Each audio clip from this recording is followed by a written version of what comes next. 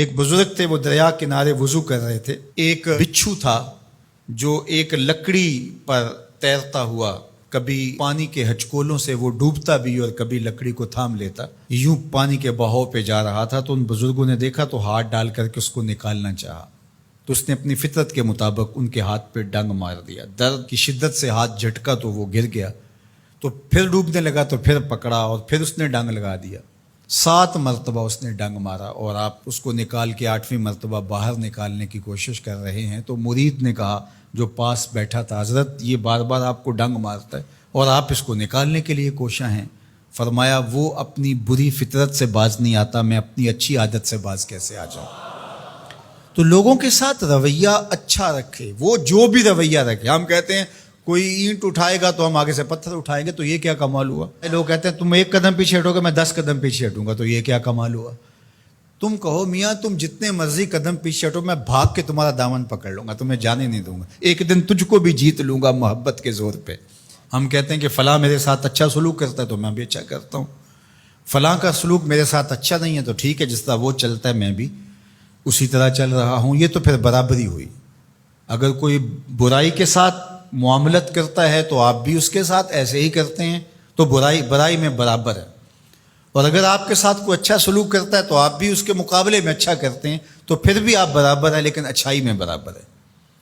تیسری صورت یہ ہے کہ کوئی آپ سے اچھا سلوک کرتا ہے اور آپ اس سے برا سلوک کرتے ہیں، یہ بدترین صورتحال ہے.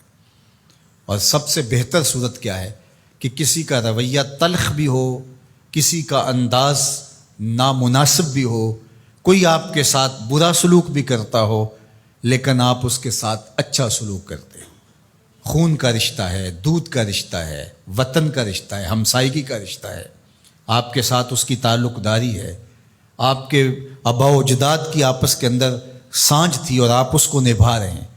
تو یہ ہے بہترین رویہ کہ کسی کا کوئی بھی رویہ ہو آپ اس کے ساتھ اچھا رویہ اختیار کرتے ہیں.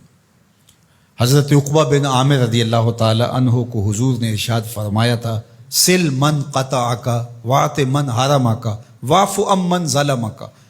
اے عقبہ بن عامر، جو تجھ سے تعلق توڑے تو اس سے تعلق جوڑ، جو تجھے محروم رکھے تو اس کی جھولیاں بھر دے، اور جو تیرے پہ زیادتی کرے تو اس کو معاف کر دے، اس سے درگزر فرما. یہ بہترین کردار ہے جس سے ایک اچھا ستھرا پاکیزہ اور مناسب معاشرہ ترتیب پاتا ہے اور ترکیب پاتا ہے.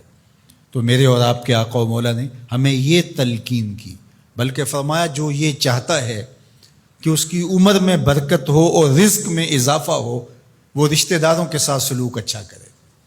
یہ راز ہے عمر میں برکت کا اور رزق میں اضافے کا. رشتہ داروں کے ساتھ اگر سلوک اچھا کرو گے تو تمہاری عمر میں بھی برکت ہوگی، تمہارے رزق میں بھی برکت ہوگی. تو ہمیں یہ تلقین کی گئی. رشتہ دار تو دودھ یا خون کی سانجھ سے رشتہ دار بنتے ہیں، کوئی عام انسان بھی ہو، ہمیں تو ان کے ساتھ بھی اچھا رویہ اختیار کرنے کی تلقین کی گئی. حتیٰ کہ آپ کے دین پر نہ بھی ہو تو آپ کی ہمسائیگی میں بستا ہے، مستامن ہے، ذمی ہے، تو اس کے ساتھ آپ کا سلوک اچھا ہوگا. آپ کا دین آپ کو یہ سکھاتا ہے.